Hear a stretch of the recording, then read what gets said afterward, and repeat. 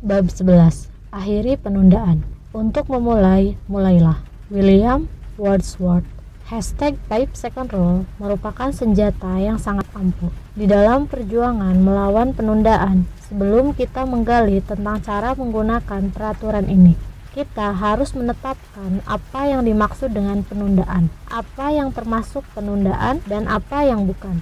Di dalam melakukan penelitian terhadap buku ini, saya terkejut sewaktu mengetahui apa saja yang menjadi penyebab penundaan. Ternyata saya salah.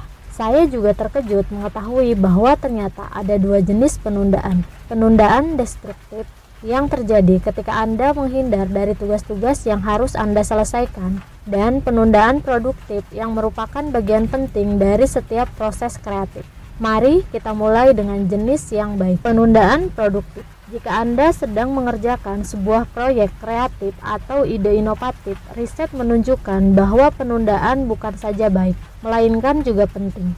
Proses kreatif membutuhkan waktu. Oleh sebab itu, ketika Anda menyingkirkan sebuah proyek selama beberapa hari atau minggu, pikiran Anda akan berkelana. Waktu ekstra yang diisi dengan melakukan perjalanan batin itu memberi Anda kemampuan untuk mendapatkan ide-ide yang lebih kreatif dan berbeda, yang semakin memperkaya proyek Anda. Penundaan produktif merupakan sebuah konsep yang sangat bermanfaat untuk saya pelajari, khususnya saat saya berusaha menulis buku ini. Sebelum mengetahui tentang penundaan yang produktif, saya sering membuat diri saya kacau karena selalu merasa kelelahan. Saya mengalami kebuntuan menulis, dan saya pikir itu artinya saya penulis yang buruk, malas, atau tidak mampu. Yang sebenarnya adalah sebuah proses kreatif yang penting ini baru saja dimulai. Pikiran saya membutuhkan istirahat dan waktu untuk berkelana. Saya membutuhkan waktu 7 bulan lebih lama dari yang saya perkirakan untuk menyelesaikan buku tersebut yang ternyata 100 kali lebih baik karena penundaan itu. Bila Anda tidak mendapatkan hasil yang Anda inginkan, berilah waktu pada proyek tersebut. Arahkan energi Anda pada hal yang lain. Setelah itu, kembalilah dengan mata yang segar. Jadi, jika Anda sedang mengerjakan sebuah proyek kreatif dan Anda tidak memiliki tenggat waktu yang pasti, maka menyisihkan pekerjaan Anda selama beberapa minggu agar Anda dapat membiarkan pikiran Anda berkelana, bukan merupakan penundaan. Itu adalah proses kreatif. Ide-ide baru yang segar yang Anda peroleh saat Anda melakukan penundaan produktif justru akan membuat pekerjaan Anda lebih cerdas. Penundaan destruktif. Penundaan destruktif adalah jenis yang sama sekali berbeda. Penundaan ini adalah ketika kita menghindari pekerjaan yang harus kita selesaikan dan kita tahu bahwa akan ada konsekuensi negatif dari penundaan ini. Pada akhirnya, kebiasaan ini akan merugikan Anda. Kita masing-masing mempunyai setumpuk pekerjaan yang seakan-akan tidak bisa kita selesaikan. Melengkapi album foto, memeriksa spreadsheet, menyelesaikan proposal, membersihkan rumah ayah, dan memeriksa daftar untuk dikerjakan yang akan membuat bisnis Anda berkembang. Penundaan destruktif adalah segala sesuatu yang dengan sengaja kita hindari yang sebenarnya harus dikerjakan. Evelyn mendapati dirinya melakukan penundaan, lalu menyalahkan dirinya sendiri. Selama bertahun-tahun, saya selalu meragukan diri saya sendiri. Dia menggunakan peraturan dan hasilnya luar biasa. Sesudah menemukan 5, 4, 3, 2, 1, lakukan, Evelyn mampu menyingkirkan keraguan dirinya dan mengerjakan hal-hal yang harus dikerjakan, yang bahkan membuat dirinya sendiri terkesan. Mel, kemarin saya bangun setelah menggunakan peraturan. Selama bertahun-tahun, saya selalu meragukan diri saya sendiri. Saya mulai, saya berhenti, saya bukan apa-apa. Saya sesuatu, saya membersihkan ruang tamu, dapur, ruang makan saya, mengerjakan cucian sebanyak 7 kali dan saya merasa luar biasa. Itu baru permulaan. Saya terkesan kepada diri saya sendiri. Saya bergabung, suami saya bergabung, dan saya siap untuk maju. Mungkin dia tidak tahu mengapa dia menunda.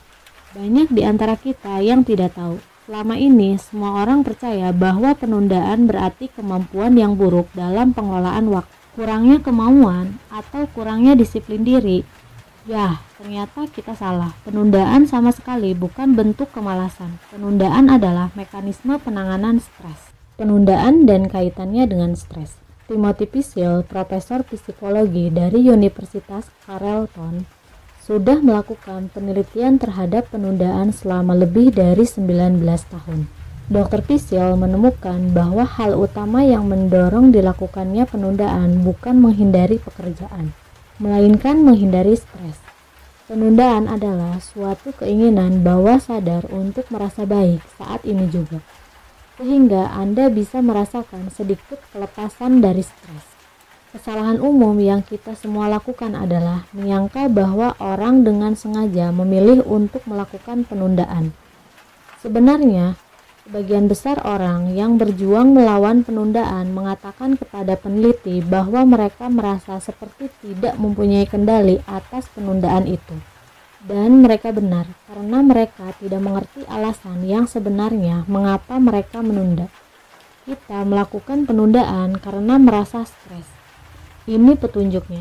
Anda bukan stres karena pekerjaannya. Anda stres karena hal yang lebih besar. Uang, masalah hubungan, atau kehidupan secara umum. Ketika Anda menunda pekerjaan atau pelajaran Anda selama 15 menit untuk belanja daring atau menyaksikan berita-berita dari pertandingan olahraga malam sebelumnya, Anda sedang mengambil istirahat stres kecil dari stres yang lebih besar yang Anda rasakan secara keseluruhan. Rasanya seperti makanan emosional bagi pikiran. Ketika Anda menghindar dari sesuatu yang rasanya berat, Anda mengalami kelepasan. Ditambah ketika Anda melakukan sesuatu yang Anda nikmati, seperti misalnya berselancar di Facebook atau menertawakan video-video viral, Anda mengalami dorongan dopamin jangka pendek. Semakin sering Anda menunda, semakin besar kemungkinan Anda akan mengulangi perilaku tersebut. Ini persoalannya. Sementara Anda mendapatkan dorongan kelegaan kecil saat menyaksikan video tentang kucing, lama-kelamaan pekerjaan yang Anda hindari semakin menumpuk, sehingga semakin menambah stres dalam hidup Anda. Scott adalah contoh yang bagus untuk ini. Dia menulis kepada saya karena ingin mendapat bantuan untuk keluar dari kepalanya sendiri. Dia bercerita bahwa semua orang yang dekat dengannya selalu mengatakan bahwa sayalah satu-satunya hal yang menahan diri saya, dan mereka benar. Scott adalah seorang mahasiswa kedokteran yang melakukan riset di sebuah laboratorium fisiologi. Dia sudah menikah dan bersama istrinya baru saja dikaruniai anak pertama mereka yang merupakan bayi laki-laki paling tampan. Dia menjelaskan kehidupan seperti ini. Segala sesuatu di rumah sangat luar biasa, walaupun banyak tekanan masalah keuangan yang sudah bisa diduga mengingat saya masih kuliah. Persoalan saya adalah bahwa dalam kehidupan sehari-hari dan ditambah kuliah atau pekerjaan lab, saya mengalami kesulitan untuk memenuhi kewajiban saya yang mulai menjadi masalah. Pada dasarnya, saya selalu menunda sampai mencapai titik di mana saya entah ketinggalan tenggat waktu atau membuat kesal seseorang. Saya mempunyai harapan yang sangat tinggi terhadap diri saya sendiri, dan setiap malam saya berangkat tidur dengan mengatakan kepada diri sendiri bahwa besok akan menjadi awal baru yang saya butuhkan, dan saya akan mengatasi semuanya dengan energi yang besar. Namun kemudian hari demi hari saya gagal, dan kepercayaan diri untuk mengatasi sendiri masalah ini pun mulai memudar. Pada dasarnya saya tidak merasa sudah mengerahkan seluruh potensi saya, dan itu membuat saya kesal. Membaca surat Scott, Anda bisa melihat bahwa dia terjebak di dalam siklus perasaan kecewa yang sangat besar terhadap diri sendiri. Saya benar-benar bisa mengerti karena itulah yang saya rasakan saat berjuang untuk bangkit dari tempat tidur pada waktunya. Scott tahu apa yang harus dia lakukan, menyelesaikan pekerjaannya, tetapi rasanya dia tidak mampu memaksa dirinya untuk melakukan hal tersebut. Surat Scott memberi saya kesempatan untuk menjelaskan apa yang sebenarnya terjadi saat Anda melakukan penundaan. Dia mengatakan kepada kita bahwa dia dan istrinya sedang mengalami banyak tekanan masalah keuangan. Tekanan masalah keuangan itu terasa tidak menyenangkan.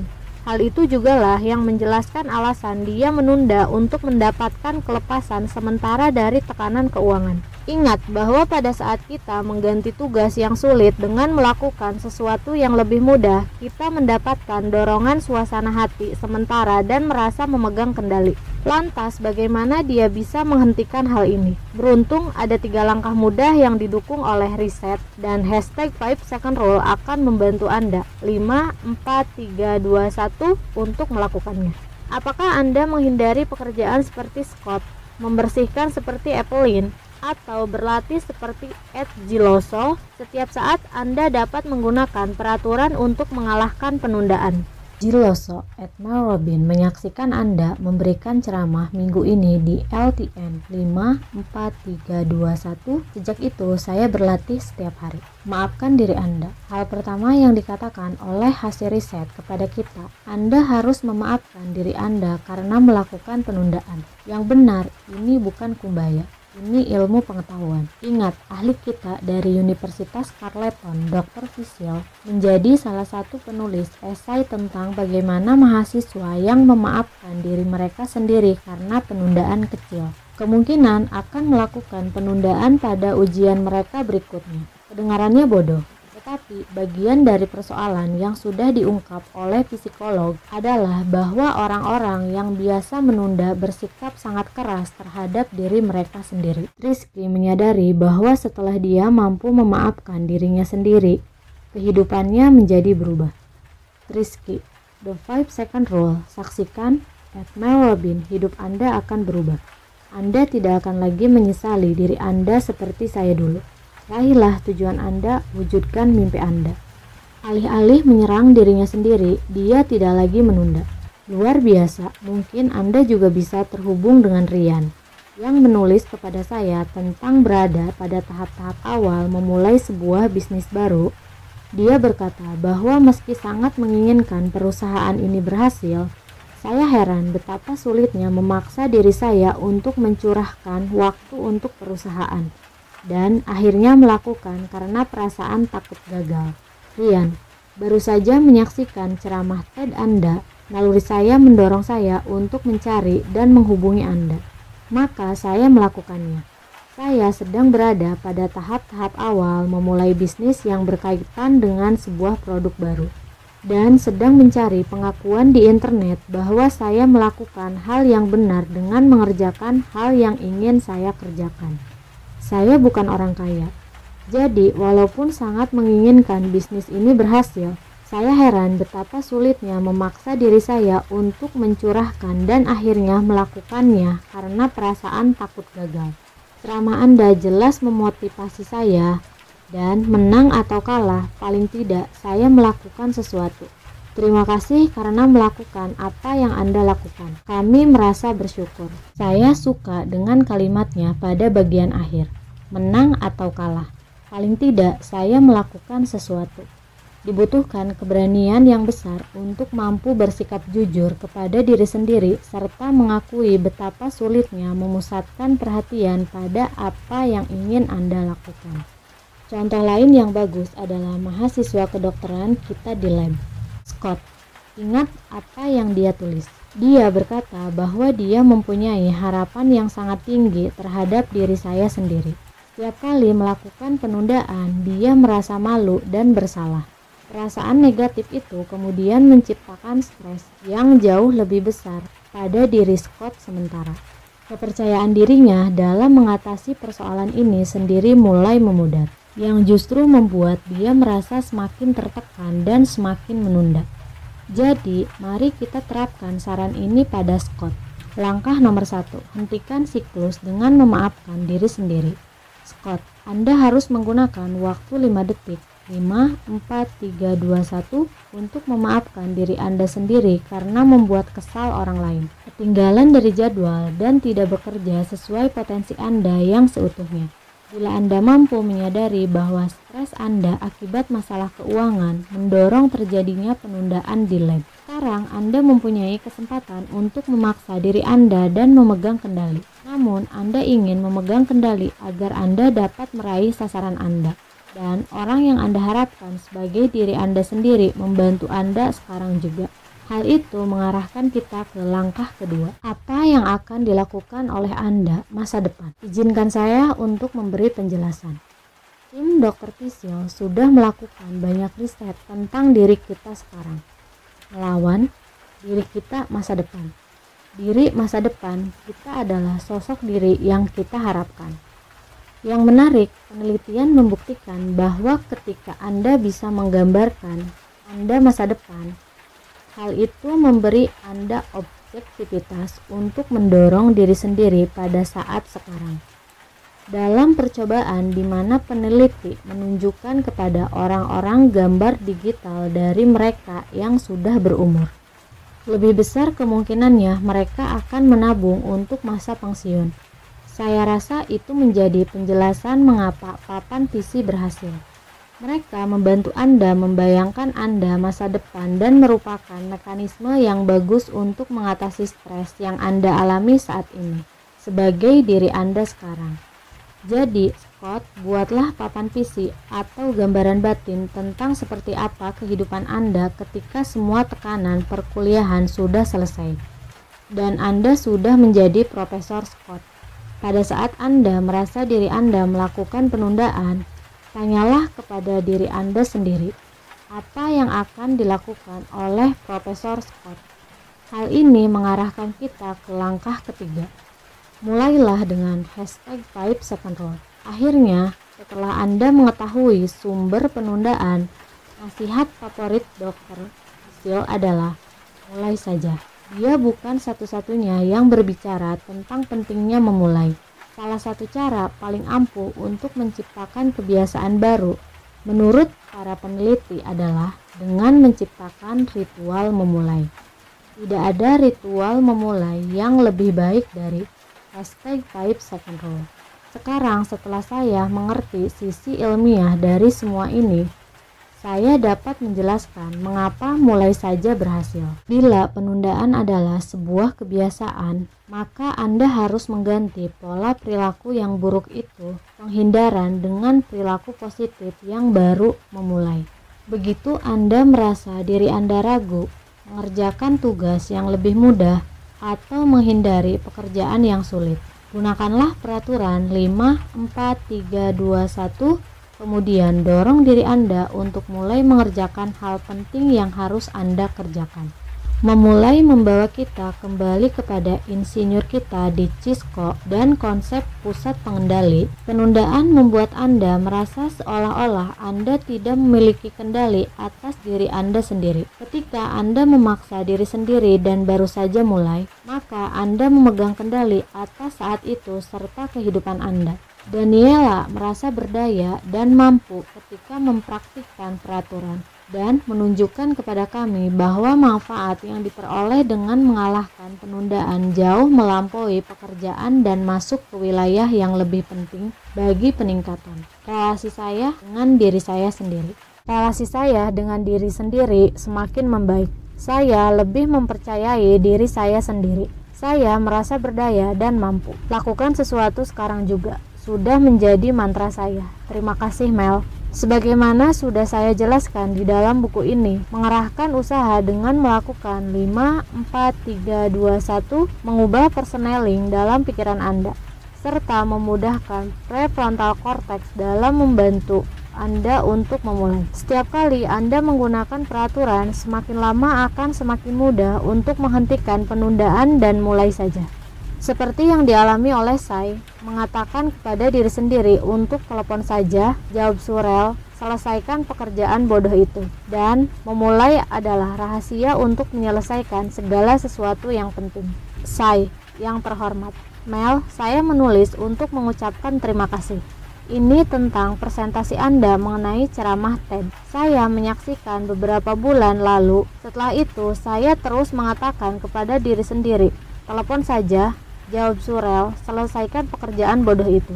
Saya tidak menyukai pekerjaan itu, tetapi ia membantu saya untuk mendapatkan apa yang saya inginkan. Saya senang bahwa sesudah memiliki kebiasaan ini, saya berhasil mengerjakan sebuah proyek besar. Terima kasih banyak atas presentasi yang luar biasa itu. Meskipun tidak suka mengerjakan pekerjaannya, dia membangun kebiasaan untuk tetap bertindak sehingga berhasil menyelesaikan sebuah proyek besar dengan pemikiran seperti ini dan akan mendapatkan apa yang saya inginkan. Dalam kasus Scott, kembali ke lab, dia bisa menggunakan peraturan untuk menghitung mundur 5, 4, 3, 2, 1, kemudian mendorong dirinya untuk bekerja selama jeda waktu yang singkat.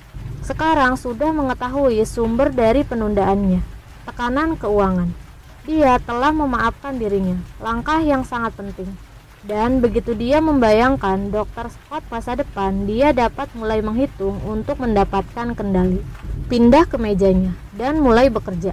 Ketika dia mendapati dirinya keluar dari jalur, dia dapat menghitung mundur 5, 4, 3, 2, 1 lagi. Peraturan semakin memudahkan untuk melakukan saja sesuatu yang akan membantu Scott meraih kendali atas pekerjaannya dan merasa lebih siap untuk langsung mengatasi tekanan keuangannya yang lain. Andre juga menggunakan peraturan untuk mendesak penundaan pada masa lalu dan bertindak guna mencapai sasarannya. Andre berumur 16 tahun, tetapi dia sudah belajar bagaimana mengalahkan penundaan dan mulai menulis buku. Dia berkata bahwa dirinya selalu mempunyai alasan-alasan, belum siap, terlalu sibuk, tidak cukup pandai. Peraturan membantu melewatkan alasan-alasan itu, dan sekarang dia sedang bertindak dengan menulis bukunya. Andre, saya mulai mengandalkan desakan untuk bertindak mewujudkan ide-ide saya yang membawa saya terlibat di dalam BZ Cheng, klub yang memfokuskan diri pada layanan masyarakat, di mana sekarang saya menjadi ketuanya. Saya juga bertindak dalam berusaha masuk ke perguruan tinggi dan dalam meraih sasaran akademik saya. Banyak dari pencapaian saya belum lama ini yang berhasil saya raih karena saya memilih untuk menggunakan gagasan itu dalam waktu 5 detik. Begitu saya merasakan dorongan tersebut, sasaran saya sekarang adalah menulis buku. Sebuah dorongan yang belum sempat saya lakukan karena saya selalu mempunyai alasan. Belum siap, terlalu sibuk, tidak cukup pandai. Peraturan ini memudahkan saya melewatkan alasan-alasan itu dengan membantu saya mengambil inisiatif untuk sekedar menuliskan sasaran-sasaran saya dan mewujudkannya. Setiap kali saya membaca tempelan catatan tentang memusatkan kreativitas saya pada penulisan buku, saya selalu mengambil langkah, mencoba sesuatu. Hal ini mengubah hidup saya. Andre menunjukkan kepada kita bahwa pada usia berapapun dan dengan sasaran apapun, kita mempunyai kekuatan untuk memiliki diri kita sendiri, memeriksa batin kita dan mengambil langkah, mencoba sesuatu dan mengubah hidup saya. Alasan mengapa mulai saja begitu penting adalah karena Anda juga akan menggunakan apa yang oleh para peneliti disebut prinsip kemajuan, yang menjelaskan tentang fenomena bahwa maju dalam hal apapun, termasuk kemenangan kecil, mampu mendorong suasana hati kita serta meningkatkan kadar kebahagiaan dan produktivitas kita. Di atas semua itu, begitu Anda memulai sebuah proyek, Anda akan memicu suatu mekanisme di dalam otak Anda untuk memberi isyarat kepada Anda agar tetap menjalankan proyek tersebut. Sebagaimana sudah saya jelaskan sebelumnya, para peneliti menemukan bahwa otak mampu mengingat tugas-tugas yang belum selesai lebih baik daripada yang sudah selesai. Begitu Anda memulai, pikiran Anda akan terus mendesak Anda untuk menyelesaikannya. Saya juga mengatakan kepada Anda bahwa kebiasaan saya menekan tombol tidur merupakan bentuk penundaan. Sekarang saya mengerti sebabnya. Tindakan itu memberikan kelegaan sementara dari tekanan yang lebih besar dalam hidup saya. Itulah sebabnya mengapa saya menekan tombol tidur. Ketika saya mengingat kembali, saya mengerti sekarang bahwa saya telah menghancurkan kebiasaan itu dengan menciptakan ritual memulai. #5 second rule. Kebiasaan saya menekan tombol tidur sudah diganti dengan kebiasaan baru yang baik.